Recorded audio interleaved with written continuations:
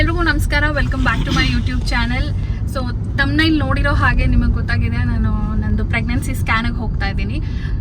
Already late ಆಗಿಬಿಟ್ಟಿದೆ, ಹಾಗಾಗಿ ಕಾರಿಂದಾನೆ ಶುರು ಮಾಡ್ತಾ ಇದ್ದೀವಿ. ಇವತ್ತು ನನಗೆ 5th ಮಂತ್ ಅನಾಮಲಿ ಸ್ಕ್ಯಾನ್ ಇದೆ. ನನ್ನ ಪ್ರೆಗ್ನೆನ್ಸಿ ಜರ್ನಿನ ನಿಮ್ಮ ಜೊತೆ ಶೇರ್ ಮಾಡ್ತಾ ಇದ್ದೀನಿ. ಪ್ರತಿಯೊಂದು ಹೆಣ್ಣಿನ ದೇಹ ಪ್ರೆಗ್ನೆನ್ಸಿ ಜರ್ನಿ ಆಕೆ ಎಕ್ಸ್ಪೀರಿಯನ್ಸ್ ಡಿಫ್ರೆಂಟ್ ಆಗಿರುತ್ತೆ. ಇಲ್ಲಿ ನನ್ನ ಎಕ್ಸ್ಪೀರಿಯನ್ಸ್ನ ನಾನು ಶೇರ್ ಮಾಡ್ತಾ ಇದ್ದೀನಿ ನನ್ನ ವ್ಲಾಗ್ಸ್ಗಳ ಮುಖಾಂತರ, ಎಪಿಸೋಡ್ಸ್ಗಳ ಮುಖಾಂತರ. ಯಾರಿಗಾದ್ರೂ ರಿಲೇಟ್ ಆಗ್ಬೋದು ಅಥವಾ ಇನ್ಫಾರ್ಮೇಟಿವ್ ಆಗಿರ್ಬೋದು ಅನ್ನೋ ಒಂದು ಉದ್ದೇಶದಿಂದ. ಸೊ ಅನಾಮಲಿ ಸ್ಕ್ಯಾನ್ ಬಗ್ಗೆ ಹೇಳಬೇಕು ಅಂದರೆ ನಾನು ತಿಳ್ಕೊಂಡಿರೋದು ಸ್ವಲ್ಪ ಓದ್ಕೊಂಡಿದ್ದೀನಿ. ಯಾಕಂದರೆ ಈ ಪ್ರೆಗ್ನೆನ್ಸಿ ಜರ್ನಿನಲ್ಲಿ ಜಾಸ್ತಿ ತಿಳ್ಕೊಂಡ್ರು ಗಾಬರಿ ಆಗೋಗುತ್ತೆ, ಟೆನ್ಷನ್ ಆಗೋಗುತ್ತೆ. ಆ್ಯಂಡ್ ಏನು ತಿಳ್ಕೊಂಡಿಲ್ಲ ಅಂದ್ರೂ ಅದು ಇಗ್ನರೆನ್ಸ್ ಅನ್ನೋ ಥರ ಇರುತ್ತೆ. ಅನಾಮಲಿ ಸ್ಕ್ಯಾನನ್ನು 18ರಿಂದ 22 ವಾರಗಳಲ್ಲಿ ಮಾಡ್ತಾರೆ. ನನಗಿವಾಗ 21ನೇ ವಾರ ನಡೀತಾ ಇದೆ. ಸೊ ನಮ್ಮ ಡಾಕ್ಟರ್ ಹತ್ರ ಮುಂಚೆನೇ ಅಪಾಯಿಂಟ್ಮೆಂಟ್ ತೊಗೊಂಡು ಹೋಗ್ತಾ ಇದ್ದೀವಿ. ಅನಾಮಲಿ ಸ್ಕ್ಯಾನಲ್ಲಿ ಏನು ಗೊತ್ತಾಗುತ್ತೆ ಅನ್ನೋದ್ರ ಬಗ್ಗೆ ತಿಳ್ಕೊಂಡಿದ್ದೀನಿ. ಅಂದರೆ ಅನಾಮಲಿ ಹೆಸರೇ ಹೇಳೋ ಥರ ಮಗುವಿನ ಬೆಳವಣಿಗೆಯಲ್ಲಿ ಏನಾದರೂ ಅನಾಮಲೀಸ್ ಅಂದರೆ ಏರುಪೇರು ಇದ್ದರೆ ಈ ಸ್ಕ್ಯಾನ್ಗಳಲ್ಲಿ ನಮ್ಗೆ ಗೊತ್ತಾಗುತ್ತೆ ಅನ್ನೋದ್ರ ಬಗ್ಗೆ. ಆ್ಯಂಡ್ ಸಾಕಷ್ಟು ಅಂಗಾಂಗಗಳು ಬೆಳವಣಿಗೆ ಆಗಿರುತ್ತೆ 21ನೇ ವಾರದಷ್ಟೊತ್ತಿಗೆ. ಸೊ ಬೇಸಿಕಲಿ ಇದರಲ್ಲಿ ನಮಗೆ ಬ್ರೈನ್ ಡೆವಲಪ್ಮೆಂಟ್ ಹೇಗಾಗಿದೆ, ಸ್ಪೈನಲ್ ಕಾರ್ಡ್ ಡೆವಲಪ್ಮೆಂಟ್ ಹೇಗಾಗಿದೆ, ಕೈ ಕಾಲು ಮತ್ತು ಮುಖದ ಆಕಾರಗಳು, ಮೂಗು ಕಣ್ಣು ಬಾಯಿ ಎಲ್ಲ ಹೇಗಿದೆ, ಆ್ಯಂಡ್ ಬೋವಲ್ ಮೂಮೆಂಟ್ ಹೇಗಿದೆ, ಹಾರ್ಟ್ ಸರಿಯಾಗಿ ರಕ್ತ ಪಂಪ್ ಮಾಡ್ತಾ ಇದೆಯಾ, ಲೆಗ್ಸ್ ಮತ್ತು ಲಿಮ್ಸ್ ಎಲ್ಲ ಕರೆಕ್ಟಾಗಿ ಬಂದಿದೆಯಾ, ಈ ಥರದ್ದು ಒಂದಷ್ಟು ಅಂಗಾಂಗಗಳನ್ನು ಅವರು ನಮಗೆ ಕಿಡ್ನಿ ಸರಿಯಾಗಿ ವರ್ಕ್ ಆಗ್ತಿದೆಯಾ ಆ್ಯಂಡ್ ಲಂಗ್ಸ್ ವರ್ಕ್ ಆಗ್ತಾ ಇದೆಯಾ, ಹೇಗೆ ಬೆಳವಣಿಗೆ ಆಗಿದೆ. So all these things will be get to know through anomaly scan ಅನ್ನೋದನ್ನು ನಾನು ತಿಳ್ಕೊಂಡಿದ್ದೀನಿ. ಹೆಚ್ಚಿಗೇನೂ ತಿಳ್ಕೊಂಡಿಲ್ಲ, ಯಾಕಂದರೆ ಇಟ್ ಲೀಡ್ಸ್ ಟು ನಿಮಗಾಗಲೇ ಹೇಳ್ದಂಗೆ ಒಂಥರ ಆ್ಯಂಗ್ಸೈಟಿ, ಗಾಬರಿ ಆಗೋಗುತ್ತೆ. ಸೊ ಹಾಗಾಗಿ ಎಷ್ಟು ಬೇಕೋ ಅಷ್ಟು ತಿಳ್ಕೊಂಡಿದ್ದೀನಿ. ಆ್ಯಂಡ್ ರಿಪೋರ್ಟ್ ಬಂದಮೇಲೆ ಡಾಕ್ಟರ್ನ ಏನೇನು ಪ್ರಶ್ನೆ ಕೇಳಬೇಕು, ಜಸ್ಟ್ ನಾರ್ಮಲ್ ಆಗಿದೆಯಾ ಡಾಕ್ಟರ್ ಅಂತ ಕೇಳೋದ್ರ ಬದಲು ಒಂದಷ್ಟು ನಾನು ಪ್ರಶ್ನೆಗಳನ್ನು ಕೂಡ ಇಟ್ಕೊಂಡಿದ್ದೀನಿ. ನನ್ನ ಬೇಬಿ ಅಂಗಾಂಗಗಳ ಬಗ್ಗೆ ಎಲ್ಲ ಕರೆಕ್ಟಾಗಿದೆಯಾ, ಯಾವ್ದು ಎಷ್ಟು ಲೆಂತ್ ಇರಬೇಕು ಕರೆಕ್ಟಾಗಿದೆಯಾ, ಆಲ್ ದಟ್ ಒಂದು ಸ್ವಲ್ಪ ಇನ್ಫಾರ್ಮೇಷನ್ನ ನಾನು ತಿಳ್ಕೊಂಡಿದ್ದೀನಿ. ನೆನ್ನೆ ನೈಟ್ ಯೂಟ್ಯೂಬ್ ನೋಡ್ತಾ ಇದ್ನಲ್ಲ, ಅದೇ ಒಂದೇ ವಿಡಿಯೋ ನೋಡಿ ಇಷ್ಟು ತಿಳ್ಕೊಂಡಿದ್ದೀನಿ. ಆ್ಯಂಡ್ ನೋಡೋಣ ಅನಾಮಲಿ ಸ್ಕ್ಯಾನ್ ಹೇಗಾಗುತ್ತೆ ಅಂತ. ತುಂಬ ಟೈಮ್ ತೊಗೊಳತ್ತೆ ಅಂತ ಹೇಳಿದ್ದಾರೆ ಆ್ಯಕ್ಚುಲಿ. ಆ್ಯಂಡ್ ತುಂಬ ಕಂಫರ್ಟಬಲ್ ಆಗಿರೋ ಬಟ್ಟೆಗಳು ಹಾಕ್ಕೊಂಡಿದ್ದೀನಿ. ಮೇಯ್ನಾಗಿ ಅನಾಮಲಿ ಸ್ಕ್ಯಾನಿಗೆ ಹೋಗುವಾಗ ನಾನು ಏನೇನು ರೆಡಿಯಾಗಿದ್ದೀನಿ, ಪ್ರಿಪರೇಷನ್ಸ್ ಅನ್ನೋದ್ರ ಬಗ್ಗೆ ಒಂದು ಗ್ಲಿಮ್ಸಸ್ ತೋರಿಸ್ತೀನಿ. NT ಸ್ಕ್ಯಾನ್ಗೆ ನಾನು ಏನೂ ತಿಂಡಿ ತೊಗೊಂಡು ಹೋಗಿರಲಿಲ್ಲ, ಹಾಗಾಗಿ ಹೊರಗಡೆ ತಿನ್ನಬೇಕಾಗಿ ಬಂತು. ಸೊ ಈ ಥರ ಆಗಬಾರ್ದು ಅಂತ ಹೇಳಿ ಈ ಸರಿಗೆ ಹಣ್ಣು ಎಲ್ಲ ಪ್ಯಾಕ್ ಮಾಡಿಕೊಂಡು ಹೊರಟೆ. ಸೀಬೆ ಹಣ್ಣು ಮತ್ತು ಆರೆಂಜ್, ಮೂಸಂಬಿ ಇದೆಲ್ಲ ವಿಟಮಿನ್ C ಇರುತ್ತೆ ಅಂತ ಹೇಳಿ ಪ್ಯಾಕ್ ಮಾಡ್ಕೊಂಡು ಹೊರಟೆ. ಯಾಕಂದರೆ 3ನೇ ತಿಂಗಳಾದಮೇಲೆ ಇರೋಂಥ ಸ್ಕ್ಯಾನ್ಗಳೆಲ್ಲ ಟೈಮ್ ತೊಗೊಳತ್ತೆ. ಆ್ಯಂಡ್ ಹೊಟ್ಟೆ ತುಂಬ ಬ್ರೇಕ್ಫಾಸ್ಟು ಮಾಡಿದೆ. ನನ್ನ ಇಷ್ಟ ದೈವಗಳಾದಂಥ ಉಡುಪಿ ಶ್ರೀಕೃಷ್ಣ ಹಾಗೂ ರಾಘವೇಂದ್ರ ಸ್ವಾಮಿಯನ್ನು ಬೇಡಿಕೊಂಡು ನನ್ನ ಮಗು ಆರೋಗ್ಯ ಚೆನ್ನಾಗಿರಲಿ ಅಂತ ಕೇಳಿಕೊಂಡು ಹೊರಟೆ. ಫಸ್ಟ್ ಆ್ಯಂಡ್ ಫಾರ್ಮೋಸ್ಟ್ ಕಂಫರ್ಟಬಲ್ ಆಗಿರುವಂಥ ಬಟ್ಟೆಗಳು ಹಾಕೋಬೇಕು, ಯಾಕಂದರೆ ತುಂಬ ಹೊತ್ತಾಗಬಹುದು ಈ ಸ್ಕ್ಯಾನಿಗೆ.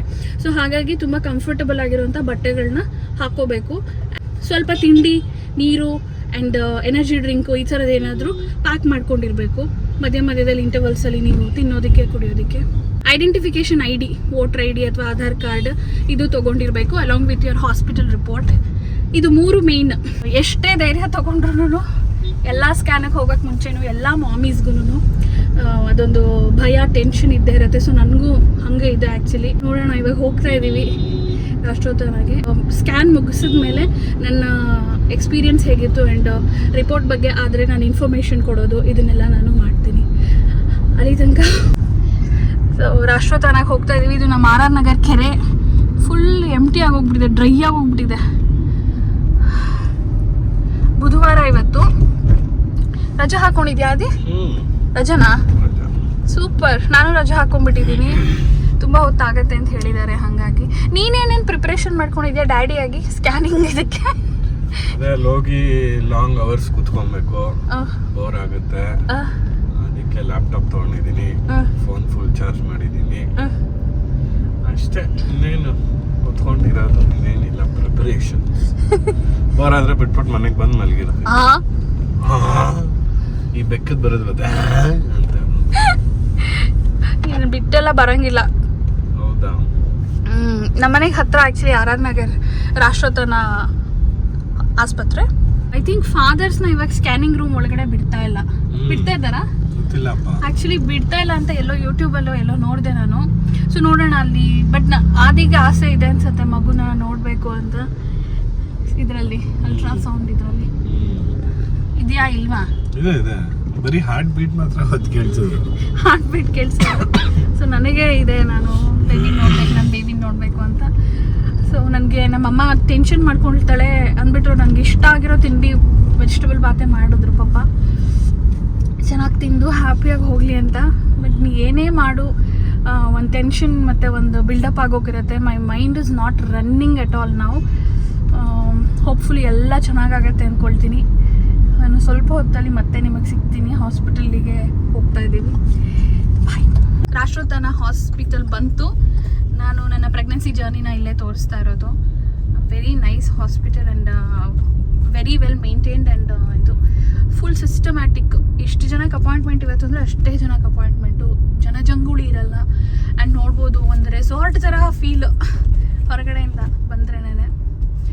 ಇಲ್ಲಿಗೆ ಬಂದಿದ್ದೀವಿ. ನಮ್ಗೆ ಹೇಳಿರೋ ಟೈಮ್ಗೆ ಒಂದು 5-10 ನಿಮಿಷ ತಡ ಮಾಡಿಬಿಟ್ಟಿದ್ದೀವಿ. It's okay. Are you ready?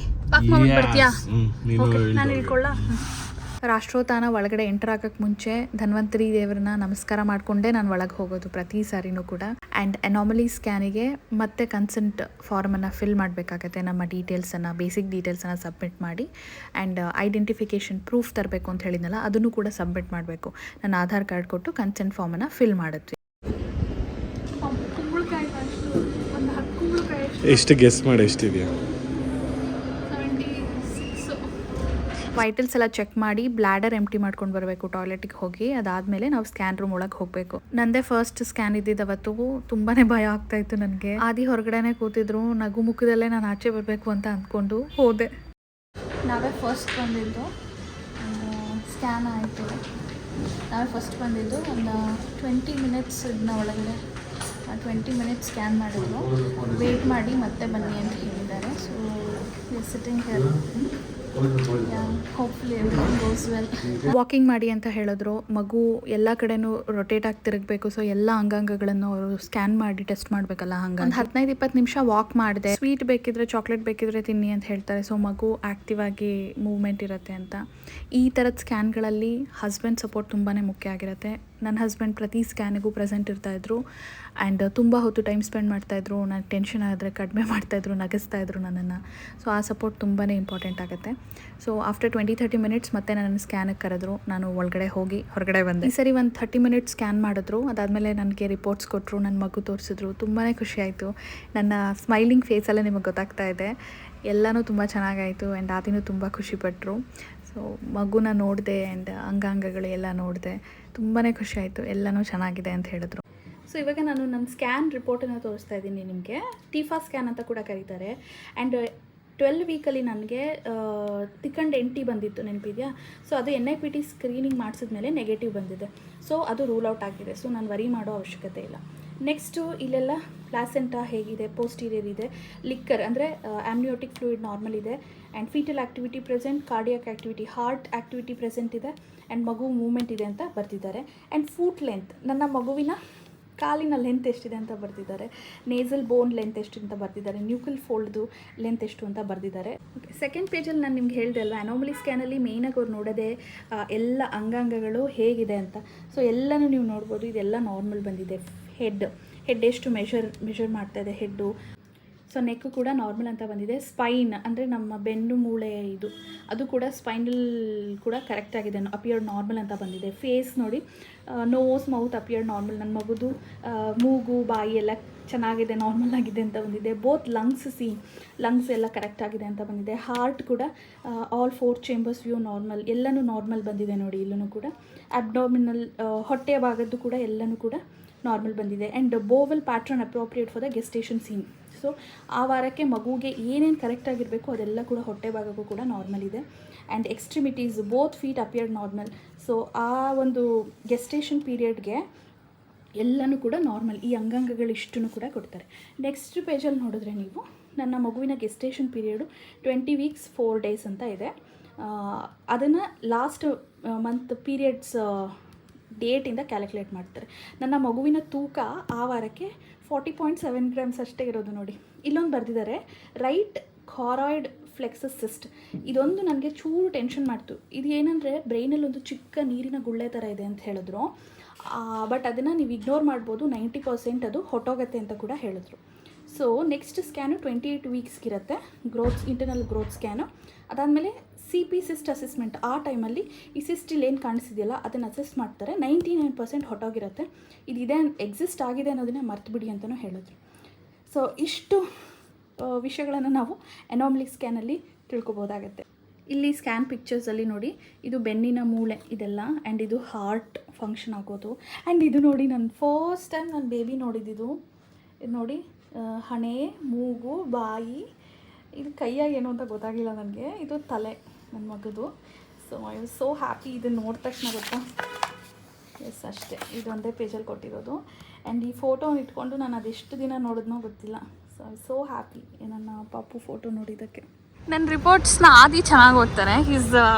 ಅವ್ರೊಂಥರ doctor ಥರ ಆಗ್ಬಿಟ್ಟಿದ್ದಾರೆ ಇವಾಗ. ಡಾಕ್ಟರ್ ಥರ ಆಗ್ಬಿಟ್ಟಿರೋದು ಆದಿ, ಸೂಪರಾಗಿ. ಎಲ್ಲ ಸರಿ ಇದೆಯಾ ಡಾಕ್ಟರ್? ಓಕೆ, ನಾವು ಅಂದ್ಕೊಂಡಿದ್ದಕ್ಕಿಂತ ಬೇಗ ಮುಗೀತು ಆ್ಯಕ್ಚುಲಿ ಸ್ಕ್ಯಾನು. ನಾನು ಊಟ ತಿಂಡಿ ಪಿಕ್ನಿಕ್ಗೆಲ್ಲ ಪ್ಯಾಕ್ ಎಲ್ಲ ಮಾಡ್ಕೊಂಡು ಬಂದುಬಿಟ್ಟಿದ್ದೆ. ಮುಗೀತು. ಸಾಯಂಕಾಲ ಒಂದು ಅಪಾಯಿಂಟ್ಮೆಂಟ್ ಇದೆ, ಅದಕ್ಕೆ ಮತ್ತೆ ಬರ್ತೀವಿ.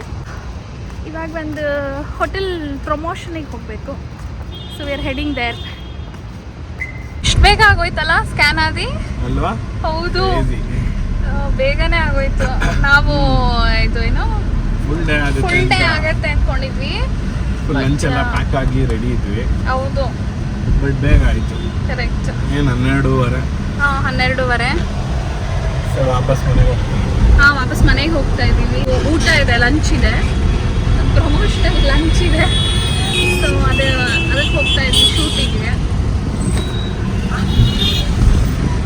ಎಷ್ಟು ನೆಮ್ಮದಿ ಆಗತ್ತೆ ಗೊತ್ತಾ. ಇದನ್ನ ಆಫ್ ಮಾಡೋಗ್ಬಿಟ್ರು ಅಂತ ಇದೆ. ಎಷ್ಟು ನೆಮ್ಮದಿ ಆಗತ್ತೆ ಗೊತ್ತಾ when you see your baby. I saw my baby's head, spine ನೋಡಿದೆ, ಕಾಲು, ಕೈ, ಆಮೇಲೆ ಹೊಟ್ಟೆ ಎಲ್ಲ ನೋಡಿದೆ. I fell so happy. ತುಂಬ ದೊಡ್ಡದಾಗ್ಬಿಟ್ಟಿದೆ ಬೇಬಿ ಅಂತ ಅನ್ನಿಸ್ತು ನನಗೆ. ಕಾಲು ಕೈಯೆಲ್ಲ ಇಷ್ಟಿಷ್ಟು ಉದ್ದ ಕಾಣಿಸ್ತಾ ಇತ್ತು. ಖುಷಿ ಆಯಿತು ನನಗೆ ನೋಡಿ. ಬಟ್ ಹಸ್ಬೆಂಡ್ ಅಲೋ ಮಾಡ್ತಾರ ಅಂತ ಕೇಳಿದೆ.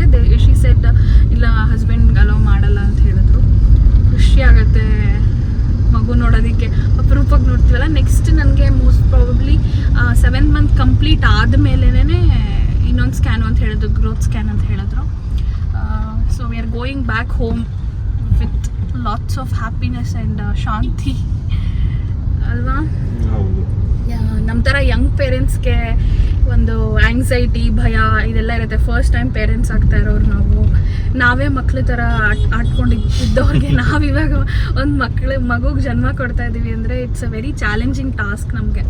ಸೊ ಇದು ಫಸ್ಟ್ ಚಾಲೆಂಜ್ ಲೆವೆಲ್. ಮಗು ಆಚೆ ಬಂದಮೇಲೆ ಅದು ನೆಕ್ಸ್ಟ್ ಲೆವೆಲ್ ಅದು. So yes, I am so happy ನಿಮ್ಮ ಜೊತೆಗೆ ಈ ಜರ್ನಿನೆಲ್ಲ ಶೇರ್ ಮಾಡ್ತಾ ಇದ್ದೀನಿ ನಾನು ಅಂತ. Thank you so much. ಇವಾಗ ಮನೆಗೆ ಹೋಗಿ ಮತ್ತೆ ಸಾಯಂಕಾಲ ಒಂದು ಫಾಲೋ ಅಪ್ ಇದೆ, ಅದಕ್ಕೆ ಕಂಟಿನ್ಯೂ ಮಾಡ್ತೀನಿ. ಸ್ವಲ್ಪ ರೆಸ್ಟ್ ಮಾಡ್ಬಿಟ್ಟು. ಬಿಸಿಲಿದೆ, ತೋರಿಸ್ತೀನಿ ನೋಡಿ. ಹೌದು, ಬಿಸಿಲು ಅಂದರೆ ಬಿಸಿಲು. ಬಟ್ ಇನ್ನು 12:30 ಟೈಮು ಅಲ್ಲ? ನಿನ್ನೆ ಆಕ್ಚುಲಿ ಸ್ವಲ್ಪ ತಣ್ಣಕ್ಕಿತ್ತಲ್ಲ? ನಿನ್ನೆ ತಣ್ಣಕ್ಕಿತ್ತು.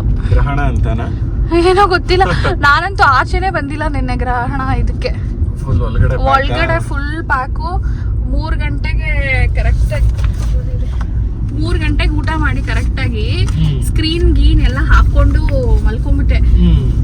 ಇನ್ನು 6:47ಕ್ಕೆ ಆಚೆ ಬಂದಿದ್ದು. ಆಮೇಲೆ ನಾನು ಸ್ಟ್ಯಾಂಡ್ ಅಪ್ ಇತ್ತು 7 ಗಂಟೆಗೆ ಅಟೆಂಡ್ ಮಾಡಿ ಮಲ್ಕೊಂಡಿದ್ದಷ್ಟೆ. ಓಕೆ, ಮತ್ತೆ ನಮ್ಮ ಆರ್.ಆರ್. ಕೆರೆ ಹತ್ರ ಬಂದ್ವಿ. ಸೊ ಇವಾಗ ಮನೆಗೆ ಹೋಗಿ ಮತ್ತೆ ಕಂಟಿನ್ಯೂ ಮಾಡ್ತೀವಿ. ಮನೆಗೆ ಹೋಗಿ ರೆಸ್ಟ್ ಮಾಡಿ ನಮ್ಮದು ಏನೇನು ಕೆಲಸಗಳಿತ್ತು ಎಲ್ಲ ಮುಗಿಸ್ಕೊಂಡು ಇವಾಗ ಮತ್ತೆ ನಮ್ಮದು ಚೆಕಪ್ ಇದೆ, ಅದಕ್ಕೆ ಹೋಗ್ತಾ ಇದ್ದೀವಿ. ಅಂದರೆ ಬೆಳಗ್ಗೆ ಬಂದಿದ್ದ ರಿಪೋರ್ಟ್ನ ನಾವು ಡಾಕ್ಟರ್, ನಮ್ಮ ರೆಗ್ಯುಲರ್ ಗೈನಕಾಲಜಿಸ್ಟ್ ಯಾರು ಇರ್ತಾರಲ್ಲ ಅವ್ರಿಗೆ ತೋರಿಸ್ಬೇಕು.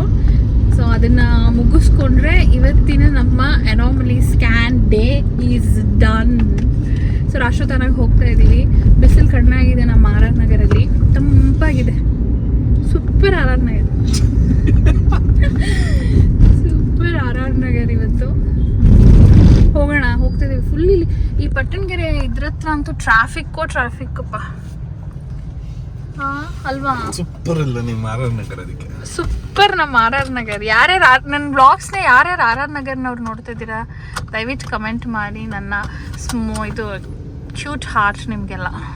ಈಗ ಸಂಜೆ ನನ್ನ ರೆಗ್ಯುಲರ್ ಗೈನಕಾಲಜಿಸ್ಟ್ನ ಮೀಟ್ ಮಾಡೋದಕ್ಕೆ ಬಂದೆ, ಡಾಕ್ಟರ್ ನೀಲಂ ಸರಸ್ವತ್ ಅವ್ರನ್ನ. ಅವರಿಗೆ ರಿಪೋರ್ಟ್ ತೋರಿಸಿ ನಾವು ಎಲ್ಲನೂ ತೋರಿಸಿ ಮತ್ತೆ ಕನ್ಸಲ್ಟ್ ಮಾಡಬೇಕಾಗತ್ತೆ. ಅದಕ್ಕೆ ಸಪ್ರೇಟ್ ಅಪಾಯಿಂಟ್ಮೆಂಟ್ ತೊಗೊಂಡ್ವಿ. ಅದಾದಮೇಲೆ ನನಗೊಂದು ಟಿ ಟಿ ಇಂಜೆಕ್ಷನ್ ಹಾಕಿಸ್ಬೇಕು ಅಂತ ಹೇಳಿದ್ರು. ಸೊ ಅದನ್ನು ಕೂಡ ಅಲ್ಲೇ ಇರೋಂಥ ಫಾರ್ಮಸಿಲಿ ಬೈ ಮಾಡಿದ್ವಿ. ನನಗೆ ಇಂಜೆಕ್ಷನ್ಸ್ ಅಂದರೆ ತುಂಬ ಭಯ. ಇವಾಗ ಒಂದು ಟಿ ಟಿ ಇಂಜೆಕ್ಷನ್ ಹಾಕ್ಸ್ಕೊಳಕ್ಕೆ ಬಂದಿದ್ದೀವಿ. ನಂಗೆ ಫಸ್ಟೇ ಇಂಜೆಕ್ಷನ್ಸ್ ಅಂದರೆ ಭಯ. All is enjoy. ಬಟ್ ನನಗೆ ಸಖತ್ ಭಯ ಆಗ್ತಾ ಇದೆ. ಯು ಆರ್ ಹ್ಯಾವಿಂಗ್ ಫನ್ ಅಲ್ಲ?